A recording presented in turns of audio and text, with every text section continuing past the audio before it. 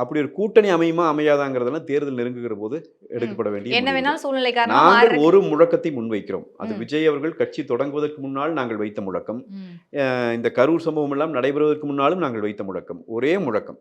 அது என்னன்னா, திமுக இந்த மண்ணிலிருந்து திமுகவின் அரசியல் அப்புறப்படுத்தப்பட வேண்டும். ஒரு குடும்ப ஆதிக்கத்தின் கையிலிருந்து தமிழ்நாடு மீட்கப்பட வேண்டும். இந்த சிந்தனையோடு உண்மையாக திமுகவை எதிர்க்கிற அத்தனை பேரும் ஓர் அணியில் திரள வேண்டும் என்பது எங்களுடைய கோரிக்கை, எங்களுடைய முழக்கம். அது திரு விஜய் அவர்களுக்கும் பொருந்தும், அது சீமான் அவர்களுக்கும் பொருந்தும், அது அன்புமணி அவர்களுக்கும் பொருந்தும், அது ஏனைய கட்சியைச் சேர்ந்த அண்ணன் கிருஷ்ணசாமி அவர்களுக்கும் பொருந்தும், அண்ணன் ஏன் இன்னும் சொல்லப்போனால் அண்ணன் திருமாவளவன் அவர்களுக்கும் பொருந்தும், செல்வ பெருந்தகை அவர்களுக்கும் பொருந்தும், எல்லாருக்கும் பொருந்தும். மொத்தமா தமிழ்நாடு முழுக்க இருக்க அத்தனை பேத்துக்கு நாங்கள் சொல்றது திமுகவினுடைய இந்த அராஜக அரசியலிலிருந்து தமிழ்நாடு காப்பாற்றப்பட வேண்டும். அதுக்கு அந்த சிந்தனைக்கு ஒத்து யார் வருகிறார்களோ அவர்களோடு கூட்டணி என்பதை ஏற்கனவே எங்கள் பொதுச் செயலாளர் மிக தெளிவாக சொல்லி இருக்கிறார். அப்படி இருக்கிற போது விஜய் வருவாரா என்பதை விஜய் தான் முடிவு செய்ய வேண்டும்.